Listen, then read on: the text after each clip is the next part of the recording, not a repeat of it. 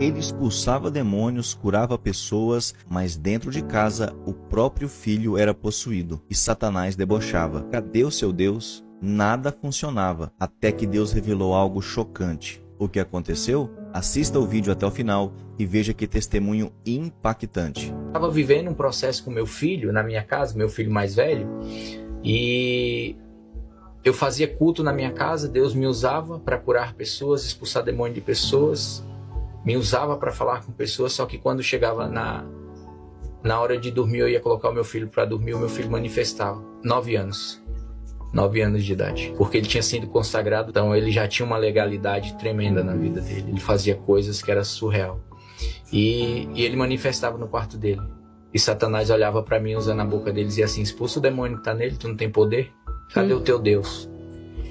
E ria e debochava, e eu olhava assim e dizia assim: eu vou orar por você, meu. Eu orava, ele acalmava, mas não manifestava nem nada, não. Era Deus que dizia assim: sai, Satanás, deixa a criança dormir. Mas aí eu fui questionar Deus: Senhor, por quê? Eu te sirvo, te busco. O Senhor me usa para curar pessoas, expulsar demônio de pessoas, e o meu filho. É quando a gente começa a achar que o poder e os dons que a gente tem, a gente pode usar como a gente quer, né? Não é assim. Os dons são de Deus, o poder é dele. Só é usado na hora que ele quer. E quando ele quer. E da forma que ele quer. Aí foi quando Deus falou no meu coração: a libertação dele não vai ser dessa maneira. Eu não te chamei para trabalhar de imposição de mão. Seu ministério não é esse, eu vou te ensinar o que é libertação. Aí foi quando ele falou: a libertação dele vai vir através do seu amor. Eu falei: através do amor? Então ele não vai ser liberto nunca, porque eu não sei o que é amar.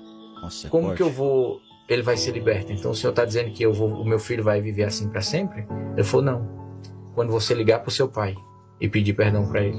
Aí eu falei: eu não vou fazer isso. Ele falou: então pronto. Então não me indague por que está acontecendo isso com ele. E até quando você vai suportar?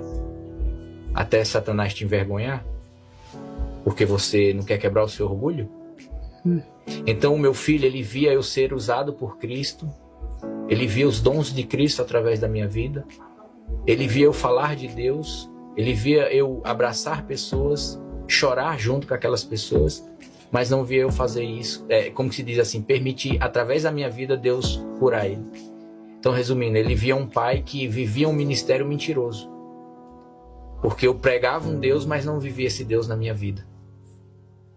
Porque a gente acha que viver Deus é carregar uma Bíblia embaixo do braço e ir para uma congregação, fazer parte de um corpo. Isso não é viver Deus. Viver Deus é renúncia, é obediência. É abrir mão de tudo aquilo que você imagina para fazer simplesmente a vontade dele. Isso é viver Deus. Aí foi quando eu entendi que era necessário eu quebrar o meu orgulho, o meu ego e pedir perdão pro meu pai. Aí Deus foi falar assim: vai pro restaurante. Acorda agora e vai pro restaurante. Isso era 2 horas da manhã. E eu fui pro restaurante. Cheguei lá e eu tinha muito medo do escuro. E o restaurante, ele tinha quase 1000 metros quadrados. Era como se fosse uma choupana. Lá na zona sul de São Paulo, que Deus me deu ele. E eu fui lá. E Deus falou: deita no chão aí, com a cara no chão. E eu deitei. Só assoprei assim para tirar o pó. E deitei com a cara no chão. E ele foi e falou assim: eu vou te explicar o que eu quero que você fale pro seu pai. Deus começou a falar, ponto a ponto. Eu quero que você fale para ele que você pede perdão pelos anos que você julgou ele. Pelos anos que você esperou ele te pedir perdão e você se frustrou. Pelas vezes que você esperou no Natal, fim de ano e aniversário ele te desejar as datas e você não ouviu. Pelas agressões que ele fez na sua vida, pelo abuso que você sofreu, pelos anos que você se sentiu rejeitado. Por tudo que você julgou ele. E eu fui e falei assim: só isso? É fé. Resumindo, eu fui e liguei pro meu pai. Deu 7 horas da manhã, eu tinha conseguido o telefone dele durante esses 2 meses com minha sobrinha. E liguei pro meu pai. Quando eu liguei, ele nem lembrava que eu existia. Falei: oi pai, seu filho Júnior. Quem? Júnior. Júnior? Ah, oi Júnior, tudo bem? 30 anos que eu não falava com meu pai, nem via ele. E eu fui, liguei pra ele, falei quase 1h30 com ele.